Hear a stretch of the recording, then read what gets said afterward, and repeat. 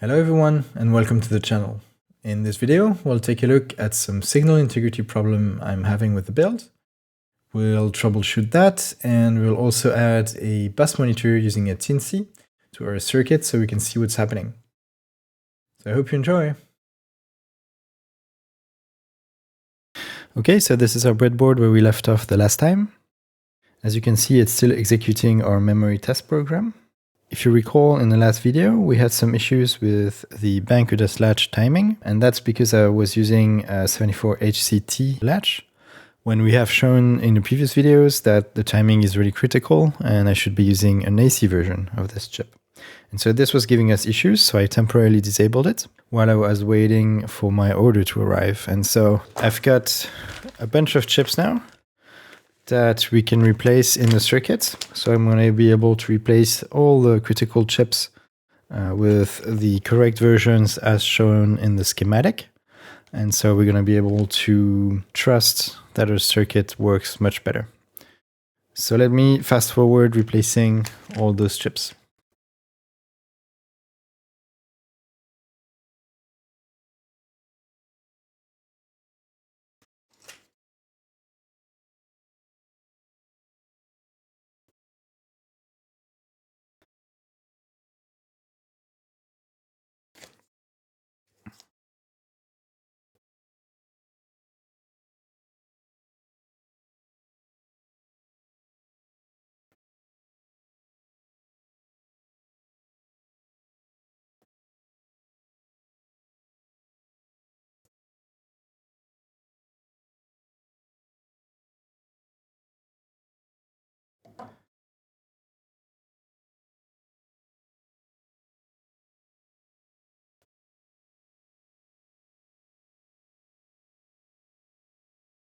Okay, so this is almost all the chips replaced. There is one last replacement that I want to make that somebody suggested to me, and that is to make the clock multiplexer a AC chip. And the reason for that is, even though we shown in one of the clock episodes that HC logic is probably good enough to drive the clock, it is much safer to do it with an AC chip, and that's what I'm going to do.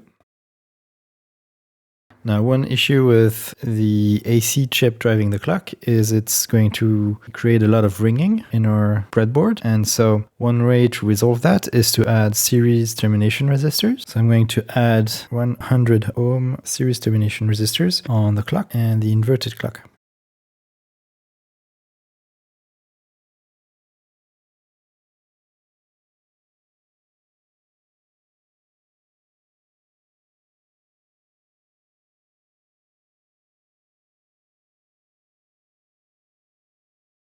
There we go. And finally, we have to revert the fix that we did the last time for the output enable of the latch. And so that means we have to put this back into pin 12 of the HC32 here.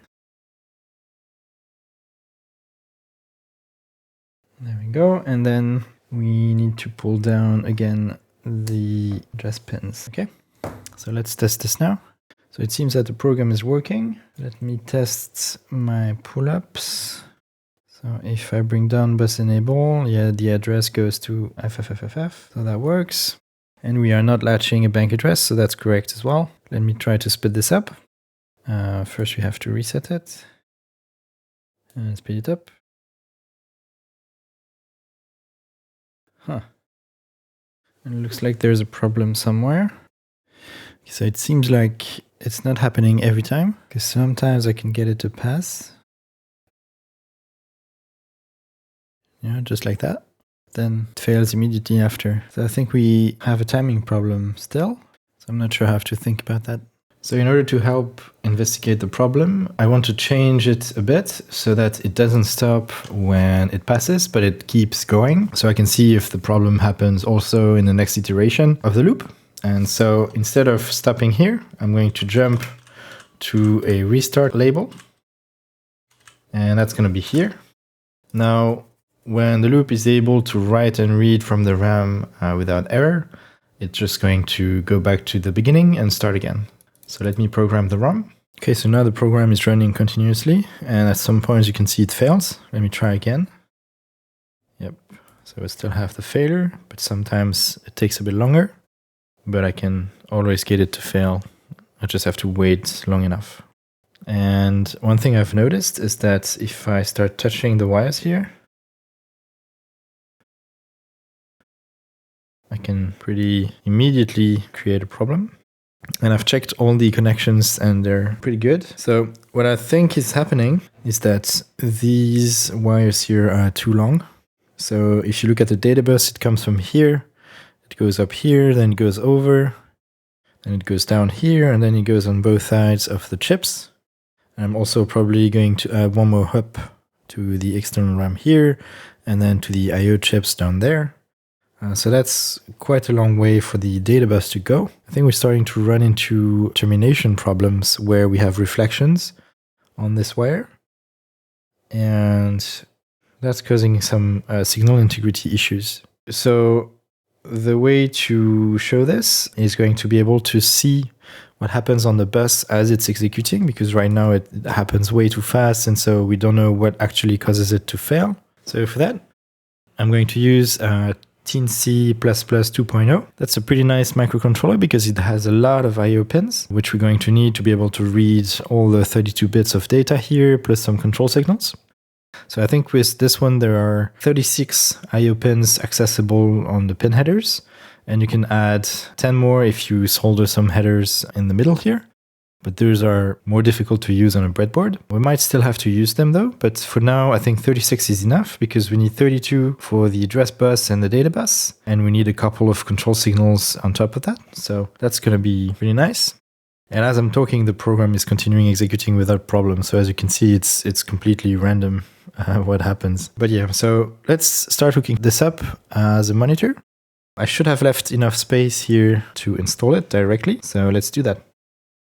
So in the pinout of the Teensy, there are two middle pins that you can't use as GPIO. And I've left enough space here between the bank address and the top end of the address for those pins. I'm going to remove the chip select of the ROM for now. And I'm going to install this here. There we go. And then I should have enough space for the USB cable to come here and connect here. So that's also why I've left some space here. Now let's connect the chip select of the ROM back to the chip.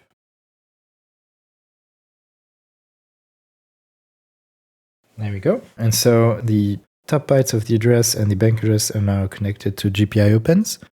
I also need to connect the low end of the address bus and the data bus on this side. And so for now, just to be able to test it, I'm just going to use these duple headers. There we go. And of course, I'm adding a bunch of length of wire to the data bus here, but I'll replace them afterwards. And then we're going to need two more signals, at least for the Bennett style monitor. And that's going to be the clock and the read-write. So I'm going to grab the read-write from here and the clock from here.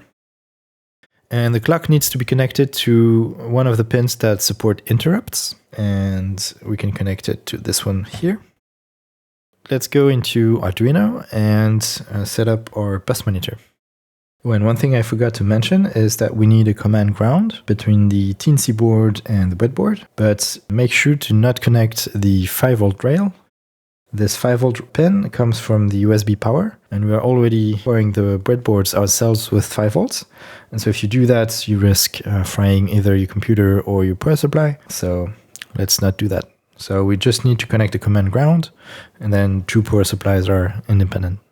Okay, so I'm here in Teensy Arduino, and I've copied the source code for Bennetter's monitor as is, and we're going to be modifying this source in order to work with our Teensy and our pinout, and also adding the bank address to this monitor. So the first thing we need to do is updating the pins. So I've put here on the side the pinout of the Teensy when you're using Arduino software. And so on the breadboard, we have connected the bank address to this port here, and the high bytes of the address to this port here. So then this is going to look like, so we start at 25 and we go down. So this is the bank address. Now the upper byte of the address is 38. And then the lower byte of the address, we've connected to pins 2 to 9. Okay. And then the data bus is connected to pin 10 to 17. Okay, then I've connected read-write to pin 1 and the clock to pin 0, and you can see that pin 0 supports interrupts, so that's good. And we have to update the address format down at the bottom because it's now 6 nibbles. So this should be everything. Let me check the program. Okay, so I have to update the size of this. So I've added 2 characters. That's the 2 nibbles of the bank address. Oh, and we need to update this because we now have 24 address pins. And actually, now that I think about it, in Arduino, ints are 16 bits. So we don't actually have enough space here to store the bank address. So we have to make this long. And then sprintf only support ints. Okay, so let me change this. So we're gonna do an int address. We're going to do int bank. Bank is gonna go up to 8. Address is going to start at 8 and it's going to go up to 24. That's good. And then this goes back to 4, and then we have to add O2X for the bank address. And we have to remember to invert the bank address because the bank address pins are inverted in the circuit. So we need to reverse this one. And this should be everything. So let me program my Arduino and then we can try it out. Okay, so now I have the monitor running. You can see that at this moment the program is executing fine. Let me stop the clock so you can see what happens. As you can see here, we have the bank address in binary, the address in binary, and the data bus in binary. And then we have in hexadecimal the bank address, the address, whether it's read or write, and then the contents of the data bus. And if I pulse the clock, you can see that each clock cycle is reported in the monitor. And so I'm able to see what's happening. So now let's try to generate a failure. Let me restart the clock again. Let me touch those wires that were causing problems before. And I can't actually get it to fail now.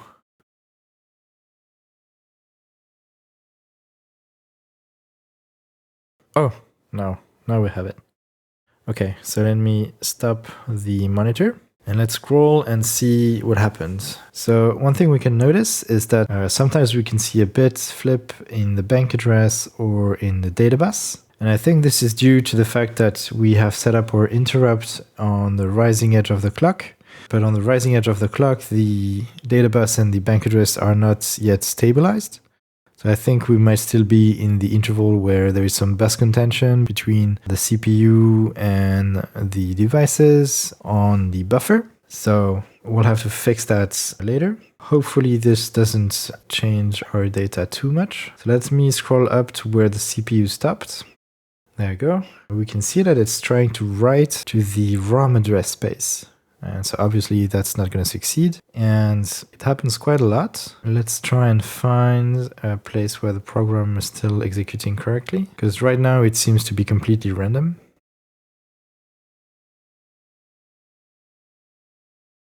I'm not sure actually. Okay, let's try to clear this output and then now do a reset. Okay, so at this moment we are still reading data, but the problem is we're seeing these substitutions between the address and the data bus. So it would be nice if we could fix this now. So the problem is I don't actually know what the delay is for the interrupt and how long this loop is going to take on the microcontroller. So I think I'm going to change this logic to not work on an interrupt, and I'm going to get the Teensy to drive the clock itself. Then we're going to be able to control the timing much better, and hopefully we're going to be able to get rid of this uncertainty here. So let me do that now. I'm going to remove the interrupt handler, and then in the loop I'm going to do a write of the clock of 0 and of 1, and we're going to measure what frequency this is. Of course I need to change the clock to output, and I need to disconnect it from the CPU here. So I'm bringing up my oscilloscope here. Okay, so the clock is on this one. Let me upload the program. Okay, so this is the clock generated by our Arduino. The frequency is almost 1 megahertz. Let me measure the frequency and the duty cycle. There we go.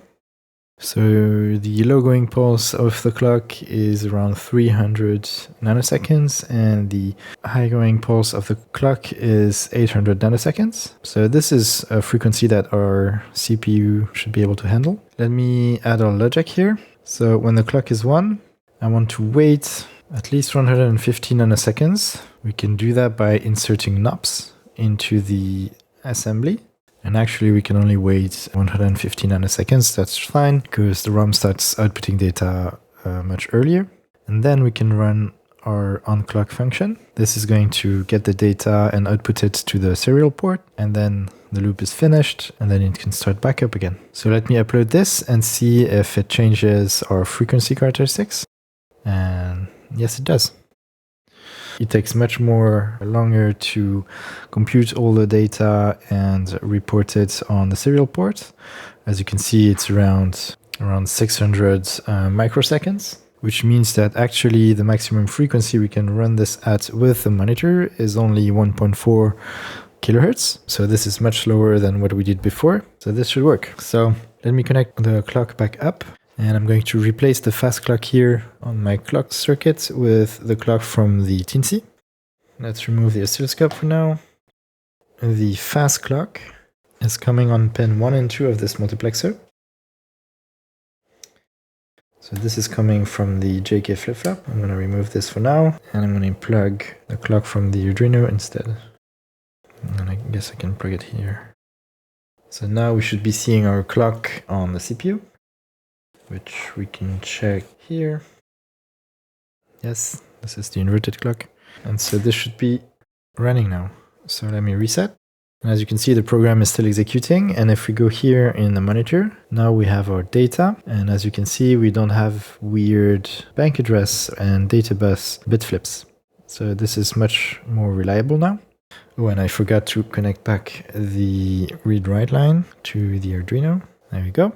Let's reset it, and then let's run it. So as you can see, it's now running fine. I'm not able actually to generate a failure, I think. I already tried off camera, so I don't know what's happening still, but at least I now know that I have a decent monitor that I can use. So we need to make changes to the clock circuits to be able to support this. Let's go into KiCad, and we can add the Teensy and all the supporting wires, and then we can think about what we want to do with this clock here so we can continue running it with the Teensy. Okay, so this is our schematic where we left off the last time. I'm going to add the Teensy to it, and for that I'm going to create a new sheet, which we're going to call monitor.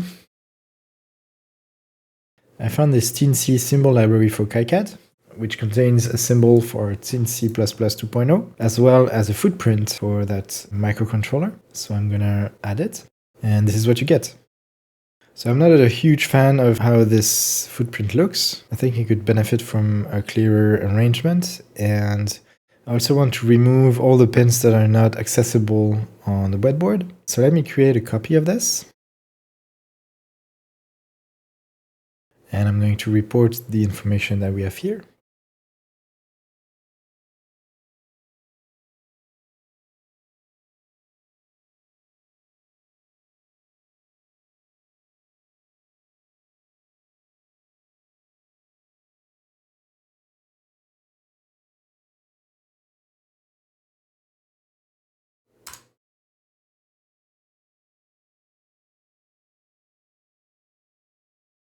There we go. And I'm also going to create a copy of this footprint.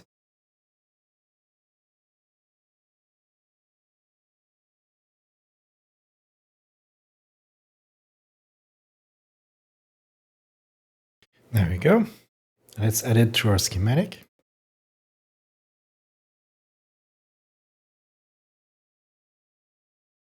So it needs actually not power, but ground. And we have not connected the power. Remember, we don't want USB power to get in. So this is our address bus. We have connected it like this.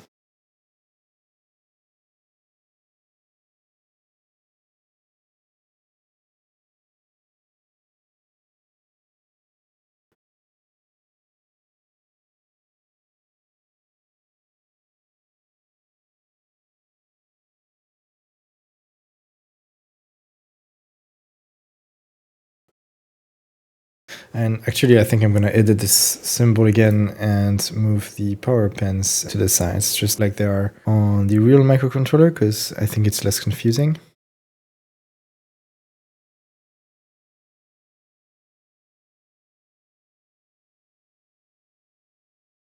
There we go. Now I just need to input those pins to the top level.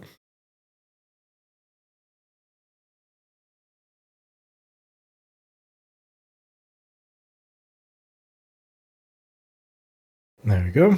Let's import those pins here.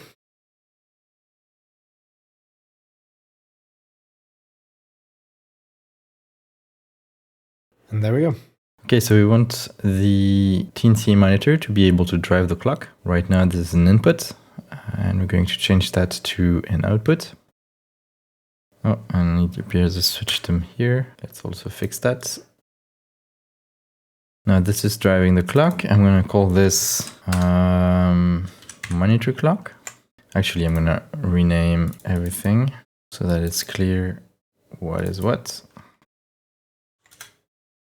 And then within our clock circuit, we're going to take this monitor clock here as an input. So we need to add it here. There we go.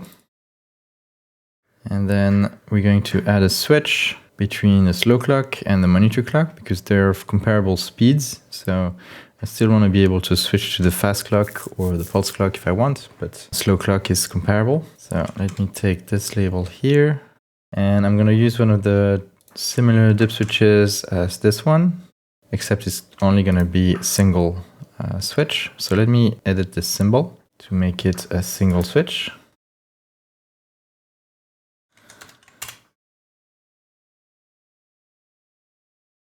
There we go. And so we're going to take on one side the monitor clock. The output is going to be our slow clock. And then here we're going to tap into the D flip-flop. Okay. And actually it's going to make more sense if the monitor clock is pin 1. There we go. And then we have our output. So one other modification I want to make to the clock is on the power up reset. So it's kind of frustrating that when I reset the CPU, the clock is also reset to the setting here. And I actually just want this to happen on power on and not when the CPU is reset, but when the CPU is reset, the power up signal goes low. And so this triggers this reset as well. So what we can do instead is use the spare inverters that we have here to build a local to the clock power up reset signal. So we don't have to use this one anymore. So let's do that now. So we can remove this and it's not going to be an input anymore. Then we can take this and this. Let me make a bit of space. And then we can add a capacitor, which is going to be polarized, and a resistor. And the resistor is going to VCC, and the capacitor is going to ground. We can reorganize this. Okay, and the values of the resistor are TBD. We'll do that on the breadboard. But what's going to happen is on power on, this is going to start charging. It's going to start at 0, which means that the output of this inverter is going to be 1, and this inverter is going to be 0. So we're going to have a reset.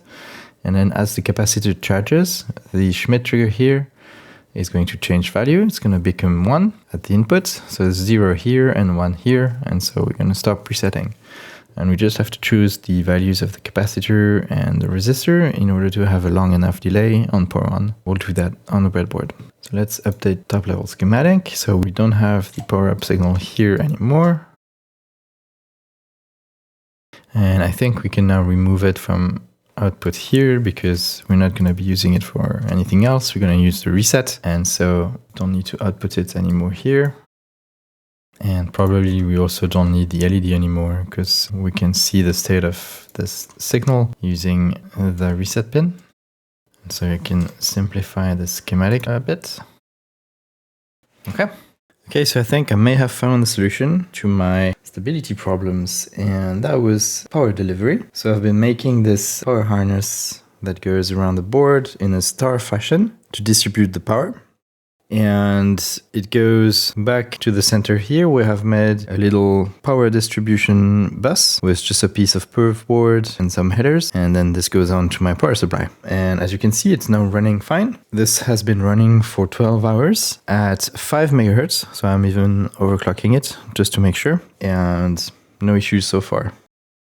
So if I touch the wires, just like I did before, I'm unable to generate a failure. So yeah, so this has been much more stable. I think this was an issue of ground distribution, and potentially the return path from all those databus wires was going through this little shitty DuPont cables connecting the two breadboards, and the connection in this was really bad. So I suppose that's what happens. There's no way to be sure. It did run for 12 hours now, so I'm pretty confident. But let me show you quickly what I did with this wiring harness, and then we can move on to the modifications for the clock. Okay, so this is the little jig that I used in order to make the harness. So as you can see, it's just some perf boards stuck together in order to hold the headers. So I can just insert my headers, and the headers are spaced with the right spacing for the breadboard. And I'm using 3-pin headers here in order to provide a good connection to the breadboard. So I can just thread the wire between the 3 pins so it's securely held during soldering. Then I add a bit of flux in order for the solder to flow properly between the pins. And I solder the wire. So I make sure that the solder blob stays relatively tight on the pins, so I don't have it short with the other harness for VCC. And then I can cut the wire to the right size and also thread it through the 3 pins so it's securely held during soldering and makes a good contact. And then I need to add the wires for the following breadboard, which I also thread through the pins in a symmetric way compared to the first one, so as to provide good contact and support. And then I add some flux and solder it. There you go. And then rinse and repeat for as many breadboards as you want, and for both power and ground. And as you can see, the power and the ground harness connect side by side on the power rail of the breadboard. Okay, so I'm going to use this little single pole double throw switch, similar to the ones that I have already here for the boot setting on the clock. And I'm going to be switching between the slow clock and the Arduino clock. And I'm not going to do any complicated circuitry for switching here. If I want to use the Arduino, I can reset the CPU, and then I don't care about clean clock switching at this point. So let's wire it up.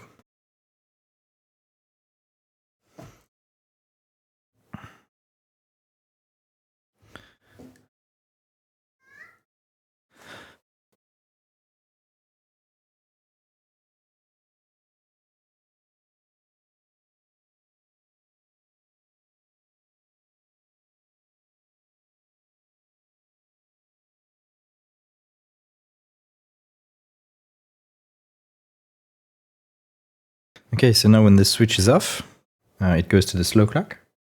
And I'm going to patch in the clock for the Arduino. So unfortunately, it has to come from all the way across the board. So I can patch it here, for example. That's not too bad. Okay, so now when it's on, this is the Arduino clock. So, of course, I have to plug in the Arduino. Yeah, and this is being driven by the Arduino now. So let's see how it looks like on the Arduino monitor side. So this looks like it's working properly. We are writing to memory here and reading back the data here. So everything is good. And the monitor is still working. Okay, so just now it has failed again. So I've unplugged the Teensy so that the monitor stops scrolling, so I can keep the output and we can look at it. So here you can see where the CPU stopped. It goes to the end of the program +1 and sets up for a read, and we read EA here. Just before we have read CB, which is the STP instruction. And then you can see here that it's writing to memory address 12FE, it's writing FE, and then 12FF is writing 12. And then when it's reading it back, you see at 12FE it goes to F7, and at 12FF it's still 12. So this is where we had a bit flip. It looks like for the 5th bit and the last bit got inverted, which is weird. But yeah, so even with the new power distribution, it's much more stable, but As you can see, I still have signal integrity problems, so I'm not sure what to do about that. Let's finish by making the modifications to the clock reset circuit. So I have a bunch of capacitors here and some resistors. So let's take, for example, a 33K. And so we want that to go to VCC on one input of the inverter here. And then let's take, for example, 10 microfarads. I'm going from that same input to ground. And we should be able to see this trigger when the power turns on. So let me bring in my oscilloscope. So in yellow is going to be the output of the first inverter. So I'm going to also capture the power.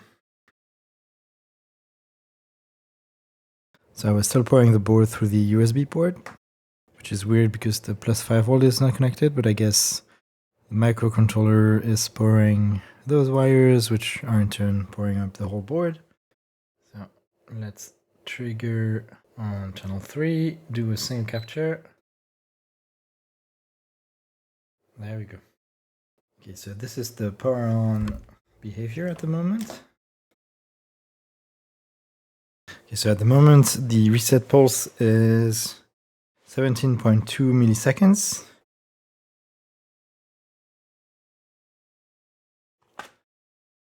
There we go. Much better. So now this is like 270 milliseconds. Okay, this is good. So it's a 10K resistor and a 22 microfarad capacitor. So that's going to work. Let's finish wiring it up. So we want the output to go into the other input.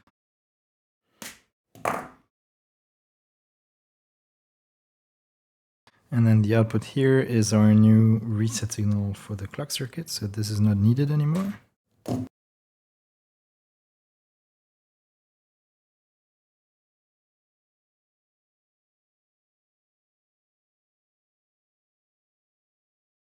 There you go. So let's try it on. So now it should boot into the slow clock.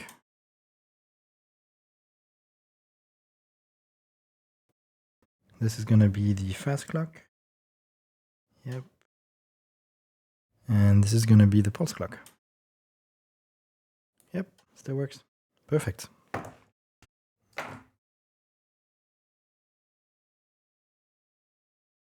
Okay, so just failed right now. Okay, so in this video, we've been doing some troubleshooting on these bit flips that I'm getting on the data bus. And I was able to improve the results by using this new power distribution network, but clearly it's not enough. I think this has to do with the length of wire here. And I'm not going to rewire everything until I have the extended RAM and the I/O chips here. So I'm going to let this run for now. The probability of failure is really low. So if I see a bug that is weird in the code I'm executing, I can always just retry and see if that fixes it. Of course, it's not ideal, but for now, I think it will do. So we've been able to add this Teensy monitor here that lets us see the contents of the data bus and the address bus as the code is executed. So that helps us with debugging. We've made some modifications in the clock, mostly, quality of life modifications, being able to switch the clock source to the Arduino, improving the reset behavior. So yeah, I hope you enjoyed this one. Let me know in the comments if you've got any question or feedback, or if you have an idea for something I missed that could explain this signal integrity problem. And I'll see you in the next one. Goodbye.